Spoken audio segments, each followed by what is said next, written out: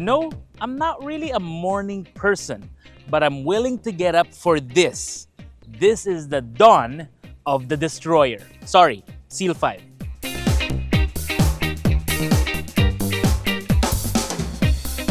Good morning everyone, Vince here from AutoIndustriya, and today we are looking at the BYD Seal 5, aka the BYD Destroyer 5, aka the BYD Chazor, yes, Chazor.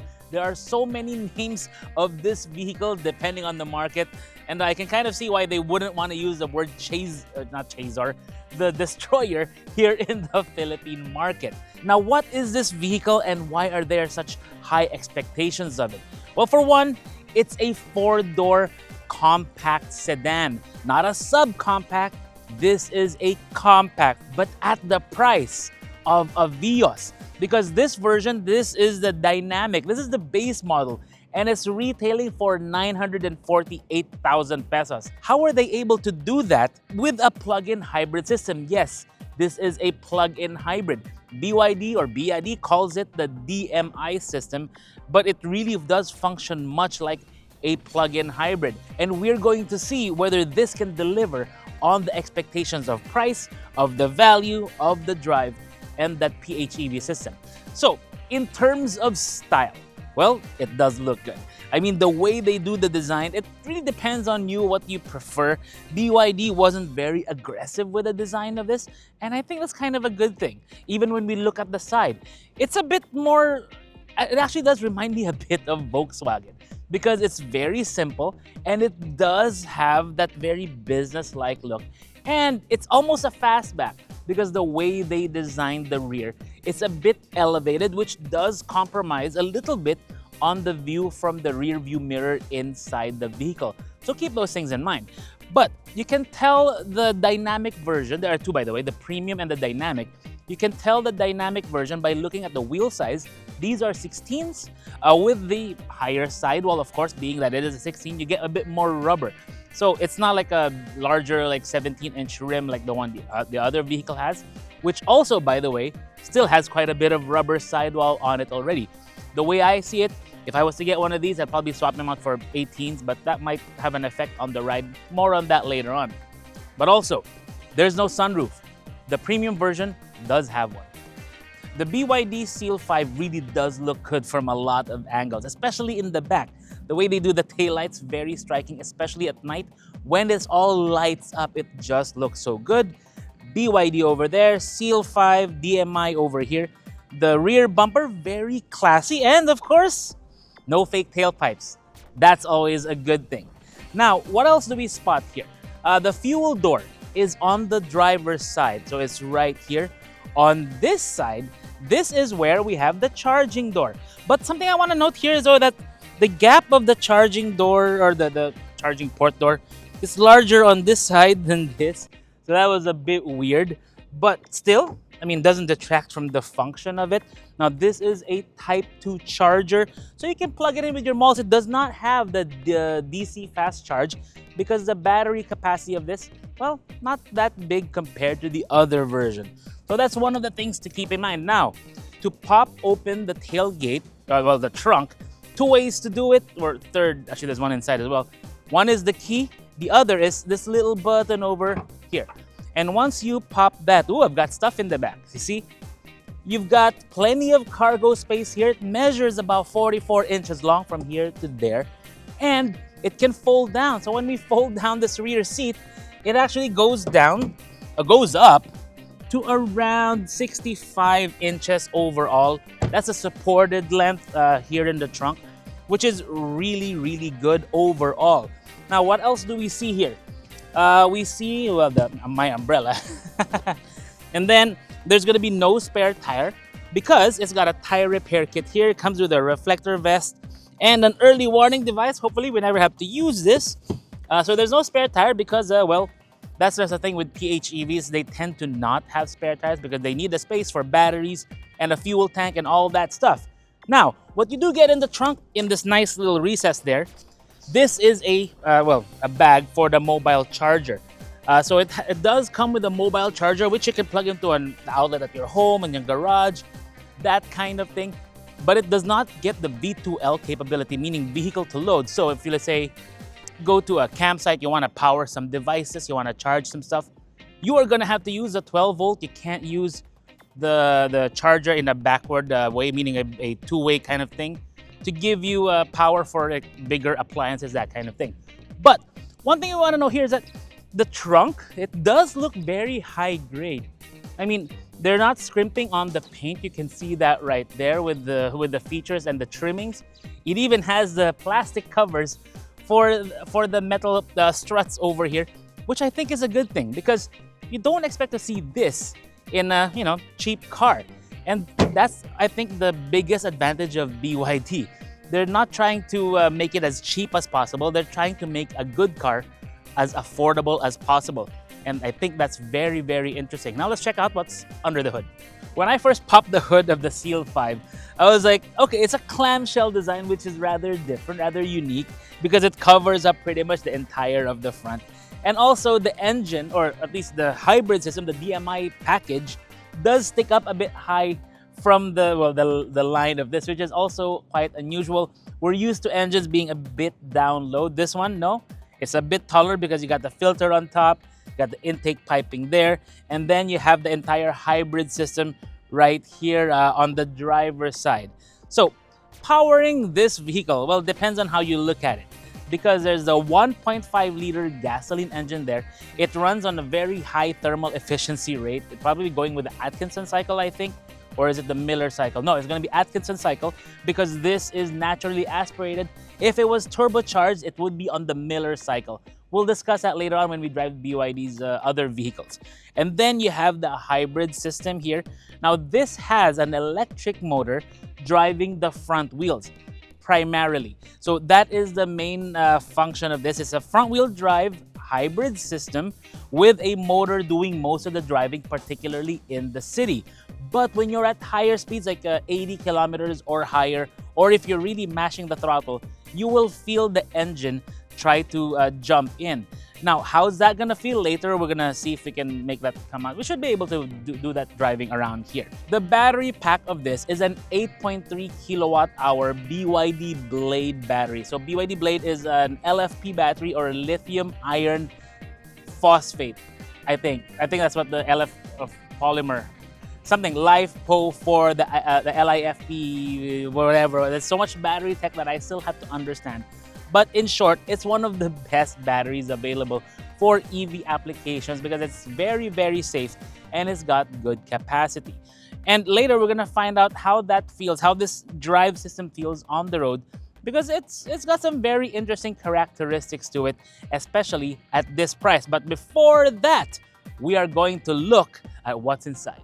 If it's your first time sitting inside a BYD Seal 5 and you're jumping in from some of the other similarly priced models, once you get in here, it's like a big upgrade, because you look at the design, you check out the materials. I mean, the leather, the perforated leather they got going on here. I mean, it does look and feel good. Up top, you got soft touch materials. You don't normally get that kind of material in this kind of price range, in the sedan category, in the Econobox category. And then you look around, 2 screens. So you got a smaller one here, that's your instrument cluster. It has all your information like your range, fuel, speed, power consumption, all that stuff, all in here. You've got this, very nice sporty-ish steering wheel. I mean, it's not a super high-grade steering wheel, but it's got the baseball stitching in blue. You got controls, and by the way, you have cruise control in this one. You don't get cruise control in vehicles, generally speaking, under 1 million pesos. Unless you're looking at some of the other Chinese offerings in the market. And then you got your audio controls here. You've got this screen, of course. It's 12.8 inches and it rotates. You can press a button there, or you can press the one on the steering wheel like a boss. Very, very cool. You can go into portrait mode. But if you want to use the wireless Android Auto and wireless Apple CarPlay, like if I tap it right now, it's going to rotate back to landscape mode. Why is it not rotating to landscape mode? Am I connected to this? I should be connected to this. I was driving this earlier. Oh, there you go. Ay nako, why were you not rotating there early? Now, what do you see here? So the screen itself is very nice, very crisp. And then it does not have a 360 camera, this being the base model so far. I hear they're gonna do another unit, another like different variation, but so currently this is the base model here. So the rear camera, it is present, but it doesn't have a front camera or a side camera. So it doesn't get the nicer features of the premium one. We'll discuss that later on. But still, the rear camera, very nice, and it has sensors in the back for when you're parking. So that's also going to be very useful. Now, around here, what else do we see? The BYD assistant. So it does have the voice assistant. You know what? Let's give it a try now. Hi, BYD. Open the driver side window. I'm not able to control window. Oh, it's not able to control. Why? Okay, what can... Hi, BYD. What are you able to control? Here are some commands you can try. So the navigation, it can do that. Find the park. So it's really Access navigation. exit. So Please it's download it basically manually. for the map functions of the vehicle. So it can't do a lot of the other things that the premium does. So again, we'll show you that once we get into the other car for a review later on.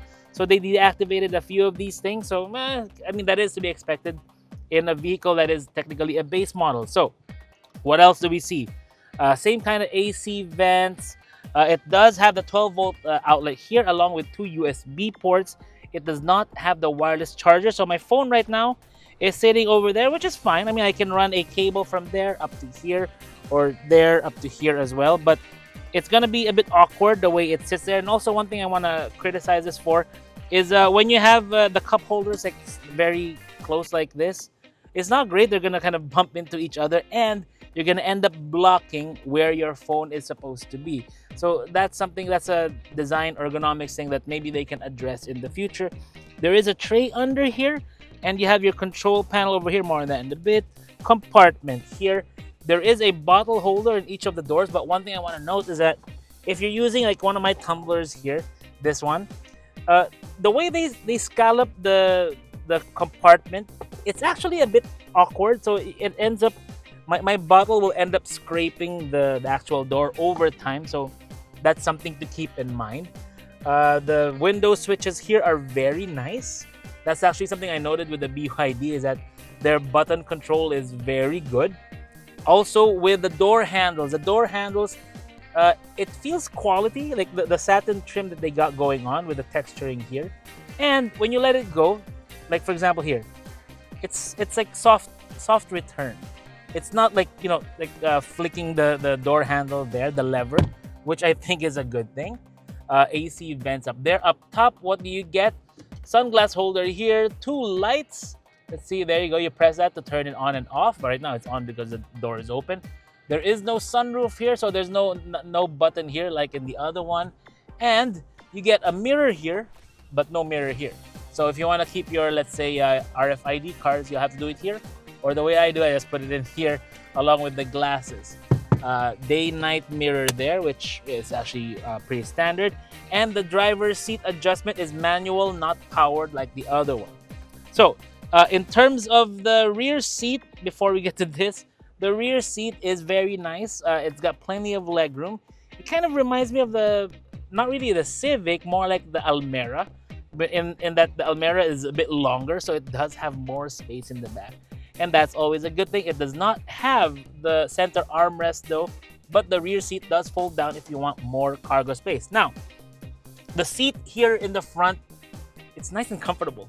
I mean, I have to say, like for a fixed back seat, the cushioning is very good. The seatbelt position is also very good, but it's comfort. I mean, it's not super sporty scalloped in the sense that it's gonna hold you in place, like especially here.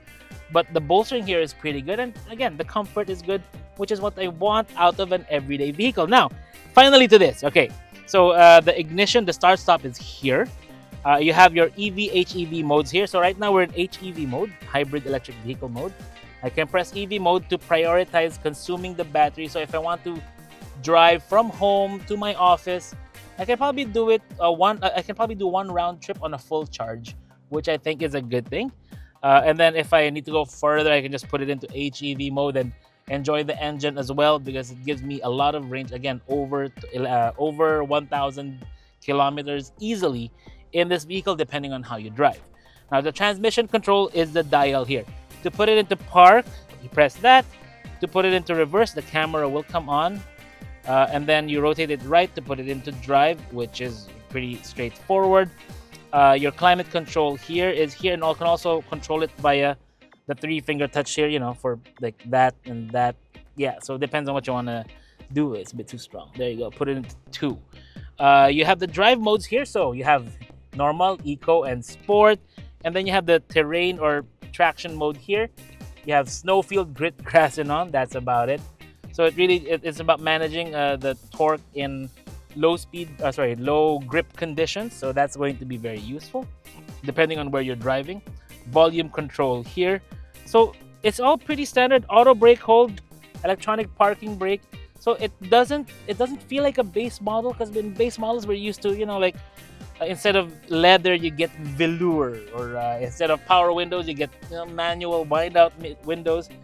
In BYD says no, we're gonna give you as much as we can for the best price possible, and probably more than you would expect. And I think that's going to be the significant thing with what the Seal 5 has to offer, because they're changing expectations.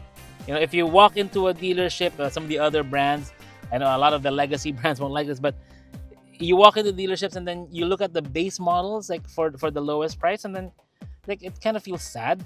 This one, no, you feel like, hey, there's more here, there's more there. It's surprising, and that, I think, is where BYD has the biggest advantage, convincing customers. But will the drive convince me and you as the customer? Well, let's go out and find out. And Barney's snoring in the back. Good morning, Sunshine. What's up? In the last few months, I've actually been bugging BYD to test drive this vehicle, particularly this variant, because I know a lot of you guys are going to be looking at this because of the price. Like, is it really worth it at $948? Did they really get it right? And initial impressions, like from the style, I already told you that the style of this, very good. The technology is very good. Where else can you get a plug-in hybrid for $948K? Now, granted, the battery size of this is not that big, but being able to, let's say, plug in at home, do your daily drive back and forth, and then do it purely on electric is something that's really fantastic. And for me personally, in my daily route, this could really fill that need. Now, driving it around, what are the things I observed? The ride quality, like the way they tune the suspension of this, it almost feels like a 2000s car. I mean, like from the 2000s when a lot of the brands were still using fluid shocks. So it's soft. So the initial hit of the suspension of the tire on a bump, it feels like an older car, which actually I think is a good thing, because when you're driving it around, it absorbs a lot of the bad stuff for you. The downside, though, is that when you want, let's say, better handling, you want to go around the mountains, drive a bit faster, corner harder, this might not satisfy your urges. Not that we're expecting it to anyway, because this is still an affordable vehicle, and it's one that's really electrified. You will be disappointed with the handling of this, because the suspension, again, soft, so you do feel a bit more of the lean in the corners. And two is the steering. It's not great. I mean, there's a sport setting for it, but why would you bother? It's not really meant for that kind of driving. And the third one is the braking. The braking of this one, it leaves a bit to be desired. I mean, yes, it's got strength, and I did look at the brakes earlier. They're not that big, but it's fairly good. And with the assistance of the electric system, meaning the motor, you can get good braking out of this once you adjust your pedal pressure to it. But those out of the way, those are things we don't really expect of this. We expect this more to function well as a city car, as a daily driver car. And I think it succeeds in that. So what do you really want? I mean, you want the comfort, you want it to be quiet, and it is quiet. Granted, we're not expecting like luxury or premium car levels of, let's say, refinement. See what I mean about the suspension? It's just so gentle. But we're not expecting like premium car levels of noise suppression from the outside world. You do hear a bit more of the motorcycles. I mean, right now, there's not many of those here, but you do hear a bit more of them, the jeepneys. So that's really it to be, to be expected from this kind of vehicle. But all things considered, I think they hit the mark for the kind of, it just goes over it so gentle like. It's different. I haven't felt that in a long time in a modern production car. You know, a lot of them tend to like to go for the handling now and all that stuff, but just a soft riding sedan is always a nice thing to have. Now, when it comes to the range, so the range you already mentioned is really good. Let me put it in EV mode now, because right now we are in HEV mode. So if I put it in EV mode, my current state of charge is 46%, and there, it's really quiet. It's really quiet. It's really smooth, and then you can really stretch out the fuel economy of this. And in my time, the fuel economy of this, I was getting around, was it 2.5 liters per 100? But that was mostly in the city.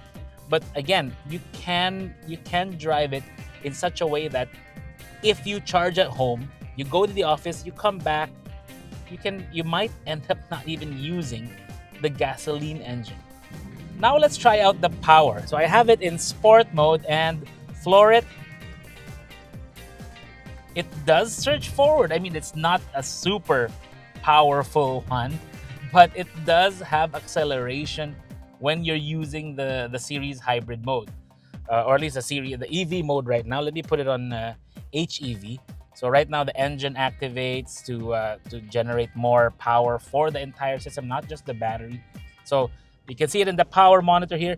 It goes from the engine to the motor to the battery, and then that's basically how it works, like how these series hybrid systems work. But this one does have the ability to also go parallel or series parallel. So right now we are in series mode, and then if we want max power, what we do is we just floor it while it's in HEV mode and sport, and it'll give you the best of both, like whatever both of those can deliver. They do quote it at 179 PS. So let's get a feel for that after this hump. So I'm gonna go here again. It's very gentle over the bumps, and then floor it. Wheel spin, which is nice. It's the motor that really does most of the work at lower speeds, and then at 80, the engine takes over and drives the front wheels.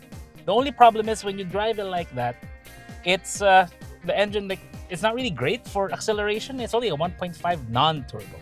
So when you're driving it around like that, when it transitions from the motor to the engine, is not really that much acceleration. So keep that in mind. This is not a sports car or sports sedan, but it can be fun if you wanted to. Personally, I'll just drive it as it's intended, as an efficient everyday car, and I think it should work out pretty well.